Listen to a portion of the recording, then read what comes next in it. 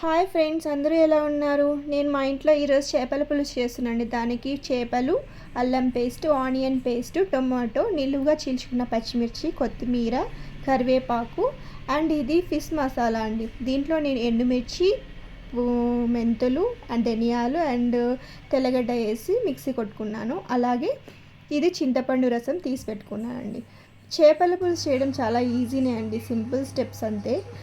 బాణలిలో oil వేసుకొని నూనె వేడయ్యాక దాంట్లోకి మనం నిలువుగా చీల్చి పెట్టుకున్న పచ్చిమిర్చి వేసి వేయించుకోవాలండి ఫస్ట్. తర్వాత అలాగే కరివేపాకు వేసి చిట్లనివ్వాలండి. తర్వాత మనం పేస్ట్ చేసుకున్న ఆనియన్ పేస్ట్ వేసి గోల్డెన్ బ్రౌన్ వచ్చే వరకు వేయించుకోవాలి. ఇది వేయించుకున్న తర్వాత మనము అల్లం వెల్లుల్లి పేస్ట్ ఇంట్లో ప్రిపేర్ చేసుకున్నాం కదండి, దాన్ని కూడా వేయాలండి. 2 స్పూన్స్ వేసుకుంటే సరిపోతుంది. బయట అల్లం పేస్ట్ కంటే ఇంట్లో ప్రిపేర్ చేసుకుని టేస్ట్ బాగా వస్తుందండి. ఇది గోల్డెన్ బ్రౌన్ కలర్ వచ్చాక మనము 1 టేబుల్ స్పూన్ పసుపు, అలాగే రుచికి తగ్గట్టు ఉప్పు వేసుకోవాలండి.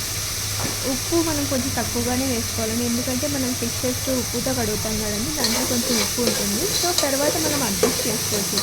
అలాగే 2 మీడియం సైజ్ టమోటాస్ వేసుకొని బాగా వేగనీయాలండి. టమోటాస్ వేగాక 2 టేబుల్ స్పూన్స్ కారం పొడి, 2 టేబుల్ స్పూన్స్ ధనియాల పొడి వేసుకోవాలి. నేను కారం కొంచెం తక్కువగానే వేసానండి, ఎందుకంటే మా పిల్లలు కారం ఎక్కువ తినరు. సో మీరు ఎలా తింటారో దానికి తగ్గట్లు వేసుకోవచ్చు. అలా ఈ మసాలాలన్నీ కొంచెం కాసేపు వేగించుకోవాలండి. తర్వాత చింతపండు రసం వేసుకోవాలండి. చింతపండు రసం తగ్గట్టు మనం వాటర్ కూడా వేసుకోవాలి. సో ఎందుకంటే పులుపు ఎక్కువ అవ్వకుండా వాటర్ అడ్జస్ట్ చేస్తుంది కాబట్టి. సో వాటర్ వేసాక మనము ఈ గ్రేవీ ఉంది కదండి, దీన్ని మరిగేలాగా కాంచుకోవాలి. ఇలా మరుగుతున్న స్టేజ్లో మనము క్లీన్ చేసుకున్న చేప ముక్కలు ఉన్నాయి కదండి, దాన్ని ఒక్కొక్కటిగా వేసుకోవాలి.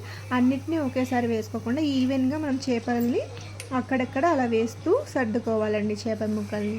మనం చేపలు వేసేసాక గరిటెతో బాగా కలిపేయకూడదండి, జస్ట్ అలా పైన అంటూ అడ్జస్ట్ చేసుకొని బాగా ఉడికేలాగా చేసుకోవాలండి. మూత పెట్టి మనం దీన్ని ఒక 10 మినిట్స్ ఉడికించుకోవాలండి.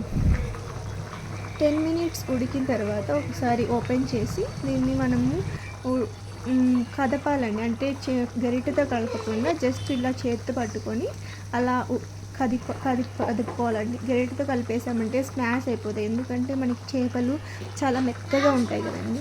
అలాగే మనము కట్ చేసి పెట్టుకున్న కొత్తిమీర అండ్ ఫిష్ మసాలా ప్రిపేర్ చేసుకున్నాం కదండి, దాన్ని పైన వేసుకొని మొత్తం నేను హాఫ్ వేసుకుంటే సరిపోతుంది.